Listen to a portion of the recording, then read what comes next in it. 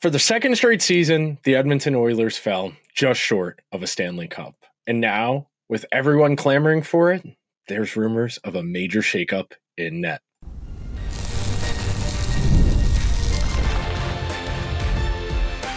You are Locked On Oilers, your daily podcast on the Edmonton Oilers, part of the Locked On Podcast Network, your team every day. Hello, everyone, and welcome to this Friday edition of Locked On Oilers. I am your host, NICK Zararis. This upcoming October will be my fourth season as a host on the Locked On Podcast Network, and I want to thank everyone that is making Locked On Oilers their first listen of the day. Locked On Oilers, where we've got your Edmonton Oilers covered every single day. And today's episode of Locked On Oilers is brought to you by our friends over at FanDuel. You know this already, but football season's right around the corner. Check out the FanDuel app today and start planning your futures bets now. So on today's edition of Locked On Oilers, we're going to analyze the conjecture that a major shakeup is coming to the Oilers goalie room. We're going to break it down into three segments. Our first segment, we're going to talk about why it's so hard to acquire a goalie via trade. Our second segment, we'll talk about the value of the goaltending position and some potential candidates that would qualify as shakeups. And then in our final segment, we'll talk about what's actually doable in this market. So to start things out, if you're an everydayer, if you are someone who's been a listener of the show, familiar with my philosophy, goaltending is the single hardest position in any sport to evaluate. As much as quarterback in football can be funky as far as efficiency and explosiveness, there is more to understanding goalie because it's so environmentally based. And that's where we should start this conversation. The Oilers have put the Stuart Skinner and Calvin Pickard tandem in very reasonable positions the last 2 years. The Oilers are not asking Stuart Skinner to be Sergei Bobrovsky, Igor Shesterkin, Ilya Sorokin. They are simply asking Stuart Skinner, please don't lose us the game. If you play average or better most nights with the talent we have had in front of you, that's going to be enough. And there are a litany of ways to approach the goaltending position, but I will once again this summer, and the everydayers have heard me cite this stat a lot, of the 32 starters last year, the goalie who made the most starts for their given team for all 32 teams, more than half, 17 of the 32, were drafted by the team they started those games for last year. There is a real understanding that even if the team around them isn't particularly good, you are inclined to hold on to a goalie through those lean periods. You look at the Ilya Sorokin situation with the Islanders, where they gave him that big extension, not really being sure where they were going to sort out in the pecking order. You look at UC Saros in Nashville, another example. You look at a team like the Rangers, who had a very clear binary choice. If the Rangers wanted to pull that eject cord and start over and reorient their team towards a younger, cheaper group, they could have traded Igor Shesterkin last year, but goalie is hard to evaluate. We have seen many a goalie change scenery and it not stick for a variety of reasons. And that brings us to why it's difficult to make a trade happen. And we're talking about trades because all the free agent candidates, short of talking Marc-Andre Fleury out of retirement, are gone. They're all of the interesting guys. You know, I was tentatively interested in Alex Lyon. There were a few goalies who beat it around. If you were interested in maybe a Vitek Vanacek or an Ilya Samsonov, there were guys out there if you really wanted to throw a dart. But as we've maintained here on Locked On Oilers most of the summer, without either of those guys representing a clear upgrade, Stan Bowman was going to stay with what he knew. And sometimes that's frustrating as a fan, and I agree. I definitely would have liked to have seen some effort, even if it was just to improve the backup position. But when it comes to goalie, this is one of the most clear-cut examples of the nature versus nurture debate. And I think it really comes down to what you're thinking about when you're evaluating the goalie. Goalie, I come back to this all the time. I don't know if it's still there. I haven't been to the Hockey Hall of Fame in like 10 years at this point. But the last time I went, they have an exhibit in there that's just about goalies. And on the door above the room to go in there, it says, this is the only position in all of sports where perfection is the expectation. And to the average NHL fan, they see a score 4-1. They say, well, the goalie wasn't that good. And that is where we start to get into the weeds. That is where we start to have an interesting conversation, because not all goals are created equal. What's the workload like? What's the quality of offense the defense in front of a guy is conceding? You could put Igor Shesterkin, who has great underlying numbers in his NHL career so far, in particular in the postseason, on the San Jose Sharks from last year. And sure, Shesterkin's better than what they had in net, whether you want to do the first half of the year with Mackenzie Blackwood, the back half of the year with Alexander Georgiev. No one's saying the Sharks are a good team, but if you drop a great goalie on a bad team, there is only so much a great goalie can do. And that's really the crux of this argument. Because when you evaluate the position, you get to a certain point where it comes down to results. It does not matter what the numbers say. It doesn't matter how good the quality of offense they stopped. It doesn't matter how many saves they made. Does the other team have more goals than you?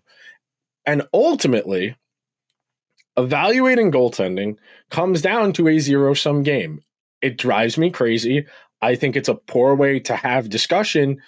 But because goaltending results are so heavily tied to team results, it's really hard for the average fan, the casual fan who checks in once a week, once every other week, to discern between the two. And I am always going to end up being on the side of the player, because I think there's more to understand about the game. And frankly, when we're evaluating goalies, you can have a great goalie on a terrible team. There's only so much they can do. And then the other way around, if you're an average or below average goalie, but you get put in the right environment, you can put up wins. And I think a lot of Oilers fans would dare to say that's the case with Stuart Skinner, that they put Skinner as a rookie behind a very well-assembled roster. That team went to the second round of the playoffs, played reasonably well in the regular season. Skinner put up, I want to say, 40 wins his first full season in the NHL as a starter. And that gave everybody a perception that, okay, this guy's got some upside. I mean, we entered last year, and I can put my hand up and say it, I was amongst them. I thought there was a decent chance if Skinner had a good first month or two of the season, he could have played his way into being one of the three goalies for Team Canada. That's how volatile this position is. Even after last year, where Skinner got benched in the second round against Vancouver, he came back against Dallas, was great. He was fine in the Stanley Cup final. I don't think he was the reason they ultimately lost in a close series, but I do think a better goalie could have made a difference. And that's really the key here. Goalie gets talked about very similarly to the way we talk about quarterback in football, where do they elevate the environment that's around them, or are they products of their environment? You think about the Jack Nicholson monologue at the beginning of The Departed about how he wants his environment to be a product of him, and that's difficult for a goalie. And that's why, as we've talked about a lot this summer, forwards are more valuable than defense. Defense is more valuable than goalie. That's because in that order, that is how you can most materially change the environment. A goalie can only make saves. Some of them have good stick handling. They can orchestrate breakouts to some degree, but goalies can only make saves. Defensemen, well, they can break the puck out. They can skate it out. They can contribute offensively. Forwards can do a little everything, and that's where the ability to change the game state, to impact the game, to control the game comes in. We're going to continue our conversation about goaltending. Coming up next, we're going to talk about the value and the way different teams look at the goaltending position right after this break. So be sure to stick around to this edition of Locked On Oilers, where we've got your team covered every day. The NFL season is almost here, and FanDuel is making sure you're ready for kickoff with a can't-miss offer. Right now, new FanDuel customers can bet just $5, and if your bet wins, you'll get $300 in bonus bets to use across the FanDuel app. I love using FanDuel because it makes it so easy to get in on the action, whether it's before the game starts, with live betting, or of course, cooking up a same-game parlay with your friends.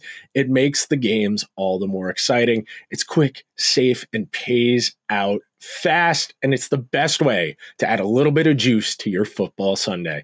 So, FanDuel has one question. Are you ready? Download the FanDuel app now by using FanDuel.com to get started. One more time, visit the FanDuel app or FanDuel.com and get $300 in bonus bets if your first $5 bet wins. Thank you to everyone who is hanging out here on this Friday edition of Locked On Oilers. And goaltending is the last great mystery. But before we continue our conversation on goaltending, Locked On needs your help. We want to hear from you. We've put together a survey to learn more about our listeners and make your favorite podcasts even better. This is your chance to tell us what you like, what you don't, and answer questions about our advertisers. Go to lockdownpodcast.com/survey to get started. Everyone who completes a survey will be entered for a chance to win one of 10 $100 Amazon gift cards. Again, that's lockdownpodcast.com/survey. You can also find the link in the show notes. Thank you so much for helping us out. Goaltending is my favorite thing to talk about in hockey on a positional basis because it is so difficult. And that's what makes it a fun conversation, because there isn't a right answer. And we've talked about this a lot this summer, the idea that there isn't one way to build a team. You can look at the way the Panthers have, where they spent top of the market. Bobrovsky, highest paid goalie in the history of NHL free agency. First goalie to win a Stanley Cup, making more than $10 million per year.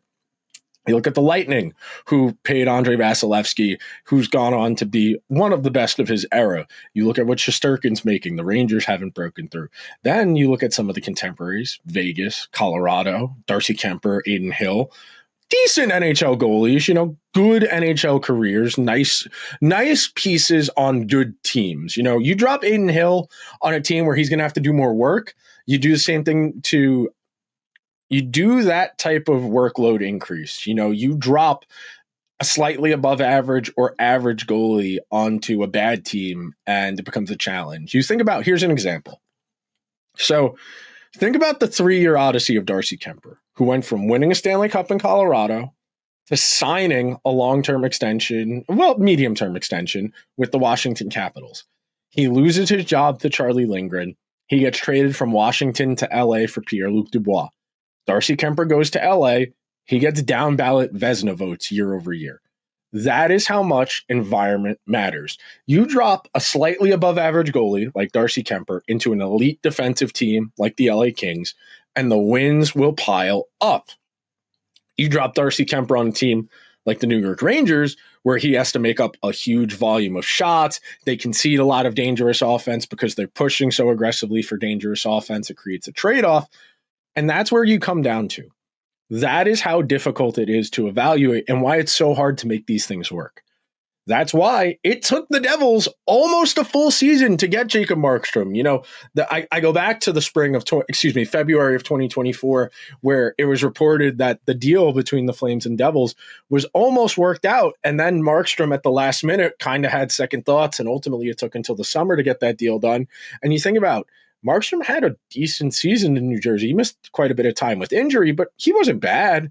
But Jacob Markstrom is also someone who profiles a bit as that workhorse type. A lot of minutes. Jacob Markstrom drafted more than 10 years ago at this point. Stints in Florida, Vancouver, Calgary, New Jersey. This is a good goalie, but it took a while for him to get somewhere where there was, the opportunity. And that's the trick here. When a goalie actually gets to unrestricted free agency, other than Sergei Bobrovsky, more often than not, they are someone who's been in a tandem or has been a backup their entire career, and they are trying to get a bigger role. You think about someone like Freddie Anderson, who went from Anaheim to Toronto, and then Toronto, who has been one of the more frugal spending teams when it comes to goaltending over the last 5 to 10 years, said, we think we can recreate goaltending that's good enough to get by, and we'd rather spend our money on forwards and defense. And Carolina has done this to a very similar extent, where they have Freddie Anderson, they have Peter Kochetkov, both who have pretty good regular season stats, but Carolina, not opting to go into that next tier up, has, I don't want to say been boxed in because of their goaltending limitations, because I think that's a little unfair, because I do think Freddie Anderson and Kochetkov are both pretty good, in all honesty, in relation especially to some of the guys you could have, but it creates a real challenge. And it gets back to something I said in the first segment, the idea that Stan Bowman would rather roll the dice with the guys the guys he has had on the team for the last 2 years, or I should say the last year. He wasn't the GM the first time they went to the final. He would rather roll the dice with the guys he does have, try not to upset the apple cart, piss off the guys on the team by getting rid of someone they all like. And look, that's not the best way to run a team sometimes. I dare to say, the Oilers might have been better off pissing Connor McDavid off a little bit and letting Darnell Nurse leave as a free agent a couple of years ago, as opposed to giving him the big extension. You can't always run by what some of the guys on your team want. It's important to manage team morale, to manage team energy, but at the same time, if it comes to the detriment of the team to maintain that status quo, that does become an issue. So when we're talking about value, it's very difficult to get fair value for a goalie. And that's why it's very infrequent that you see a starting goalie get traded. Now, some cases, Linus Ullmark is a good example of this. The backup plays their way into a bigger role and effectively steals the job. And look, that's not to say Linus Ullmark isn't good. And I do think Jeremy Swayman is pretty good. I know he wasn't great in the regular season last year. I would point to the fact he didn't have a training camp. He basically signed the day before the season started, was in net the next day. And sure, he worked out, he practiced, but that's not the same thing as preseason reps. That's not the same thing as being in an NHL environment, as working out with hockey guys. That's really one of the tricks there. As we continue talking about this, it's only natural that I give you some candidates. And look, it is important I say, this is all based on reporting. It has been reported in more than one place that the Oilers want to shake up their goalie situation. The problem is, it is August. There are no goalies out there in free agency. Again, like I said, if you can talk Marc-Andre Fleury out of retirement and you want him to be the backup instead of Calvin Pickard, God bless. I hope you can make it happen. But by and large, the Oilers are going to have to look at pending unrestricted free agents, guys who have 1 year left on their contract and then will be free agents in the summer of 2026. And then they're going to need to hope that the teams these guys are on stink and stink aggressively so that they will give up on them. The problem, of course, as I'm about to tell you, is most of the unrestricted free agent goalies for next summer are on teams that desperately need to make the playoffs. Sergei Bobrovsky, the Panthers are going for a three-peat. Jacob Markstrom, if the Devils miss the playoffs, Tom Fitzgerald could get fired. Peter Mrazek, that's doable, but his stats aren't very good. 906 save, 285 goals against. Philip Gustafsson, very similar to Jacob Markstrom. If the Wild missed the playoffs, would it be that shocking if Bill Guerin got fired? Laurent Brossoit, someone I think is doable, the backup goalie for the Blackhawks, but someone who's never started more than 20 games in a season, someone who is likely past the best hockey of their career coming off of some serious injuries, even though he was a pretty solid backup for the Jets last year. He signed in Chicago for right now. He'll back up Spencer Knight, but that feels doable. Freddie Anderson, he's a little bit older, injuries. Carolina likes having multiple goalies to rotate between to keep guys fresh, but Freddie Anderson's had a pretty nice NHL career. And then to round out the group, another former Carolina Hurricane, Alex Nedeljkovic, someone who's got bad stats, a 903 save, and over 3 goals against average. Do any of those guys really move you? Do any of those guys jump off the page and say, we need that guy? He's definitely better than Stuart Skinner. And I mean that in terms of the attainable ones. Yes, Bobrovsky, Markstrom, Gustafsson, all undoubtedly better than Skinner. Those are guys all on teams that are going to try and make the playoffs, and in the case of the Panthers, win another Stanley Cup. So they're not going to trade them. It would be wholly counterintuitive for the Devils to trade Markstrom, for the Wild to trade Gustafsson, and yes, for the Panthers to trade Bobrovsky. Look, if the Panthers still had Spencer Knight, maybe you could talk me into Bobrovsky being a free agent next summer and the Panthers choosing to go cheaper and younger, but they turned Spencer Knight into Seth Jones, so that's not happening. That is a team that is in their window and will not be subtracting if they can help it. We are going to take our second and final break of today's show. When we come back, I'm going to talk about why the vibe of the goalie change does matter and what they might actually be able to swing come trade deadline, and yes, unfortunately, next summer.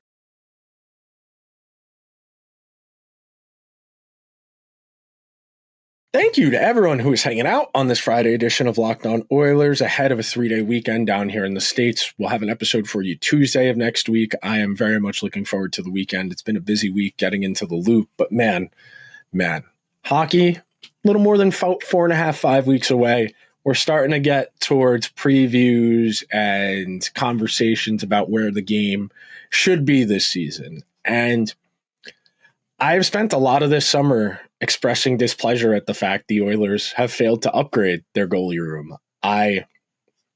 Just because I can understand Stan Bowman's decision making doesn't mean I agree with it. And this is one of the things that makes me a little annoying to have an argument with is I don't even need to agree with you, but as long as I can understand the logic in what you're doing, I'm not going to keep arguing. There's nothing I can say on this podcast that's going to convince Stan Bowman he was wrong. I think there's an argument to be made. If he could have dumped Evander Kane's entire contract, he should have tried to get John Gibson from the Ducks and figure out the forward group later, because John Gibson almost certainly is better than Stuart Skinner, and he's definitely better than Calvin Pickard. And there's been quite a bit of discourse. I forget who I saw making this point a few weeks ago, but just for argument's sake, let's say you get somebody who's more of a starter. You get Jacob Markstrom. You could have gotten John Gibson. You get Freddie Anderson, maybe. Does making Skinner start fewer games make him play better? Is this an efficiency case where because Skinner isn't a true bell cow goalie, he doesn't have enough ability to be a quality starter for X number of starts? So if he only starts 30 games as opposed to 50 games, would those 30 starts be better because he doesn't need to push for as long? But what does that do to your dynamic? And I do think there's a real toothpaste in the tube feeling now about this goalie situation. And I've been very adamant on the show over the last 2 years that Skinner and Pickard are not the reason the Oilers didn't win the Stanley Cup. But I do think a better goalie could have made a difference in either game. I do think a better goalie could have swung a game. Now, that's not the same thing as saying the goaltending is what lost them the games, but that is the benefit of having the special talent, of having the elite at their respective positions, is that they are capable of rising above their environments. But as we talked about earlier, goalies have a very difficult time doing that in relation to the other positions. And that's why some teams just don't spend the money. That's why the Maple Leafs will continue to do things like Anthony Stolarz and Joseph Woll, why the Hurricanes are doing Freddie Anderson and Peter Kochetkov, why the Kings keep doing a revolving door of slightly above replacement level goalies behind a great defensive team.